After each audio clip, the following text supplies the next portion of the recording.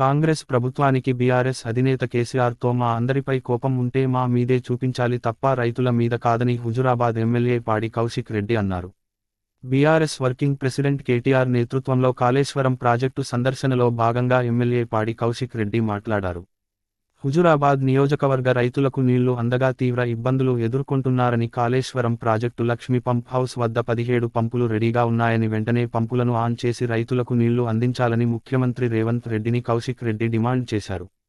కాళేశ్వరం నుండి Lakshmi pump house వెంటనే on చేసి మిడ్ మానేరుతో పాటు ఎలండి నింపినట్లయితే హుజురాబాద్ నియోజకవర్గంలోని రైతులందరికీ పూర్తి స్థాయిలో నీళ్లు అందుతాయి అన్నారు. ఇప్పటికే నియోజకవర్గంలో చాలా వరకు రైతులు వేలే ఎకరాల్లో నాట్లు వేసి ఉన్నారన్నారు. హుజురాబాద్ నియోజకవర్గంతో పాటు కోదాడ వరకు ఈ నీళ్లు అందుతాయి అన్నారు. అసెంబ్లీ సమావేశాలు పూర్తి అయ్యేలోపు పంప్ హౌస్లో ఆన్ చేయకపోతే అసెంబ్లీ తర్వాత హుజురాబాద్ నియోజకవర్గంలో పెద్ద ఎత్తున రైతులందరినీ తీసుకువచ్చి పంప్ హౌస్ ఆన్ చేసి మిడ్ మానేరు, ఎలండి నింపుతామని హెచ్చరించారు. ప్రజలకి, హుజురాబాద్ నియోజకవర్గ ప్రజలందరికీ కూడా పేరు పేరున నమస్కారాలు తెలియజేస్తా ఉన్నాను. ఇవాళ కేసీఆర్ గారు కట్టిన కాళేశ్వరం ప్రాజెక్టులో భాగంగా ఇదిగోండి మీరు చూడవచ్చు 17 పంప్ హౌస్లు రెడీగా ఉన్నాయి. ఇలా నా హుజురాబాద్ నియోజకవర్గానికి నీళ్లు రాక రైతులు ఇబ్బంది పడతా ఉన్నారు.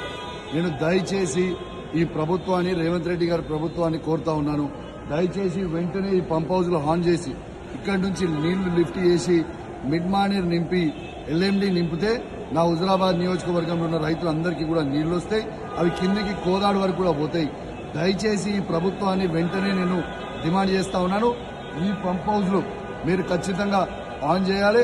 ఇవి ఇప్పుడు మా కేటీఆర్ గారు, కేసీఆర్ గారి నాయకత్వంలో కేటీఆర్ గారు చెప్పినట్టు ఈ పంప్ హౌస్లని మీకు అసెంబ్లీ వరకు టైం ఇస్తా ఉన్నాం. లేకపోతే ఈ తెలంగాణలో ఉన్న రైతాంగులందరితోని, రైతులతోని ప్రత్యేకంగా నేను మాత్రం మా హుజురాబాద్ నియోజకవర్గం రైతులందరితోని పెద్ద ఎత్తున వచ్చి ఈడ పంపు ఆన్ చేసి మిడ్ మానేరు, ఎల్ఎండిని నింపుతామని కూడా చెప్పి ఈ సందర్భంగా ఈ ప్రభుత్వానికి కూడా హెచ్చరిస్తా ఉన్నాం.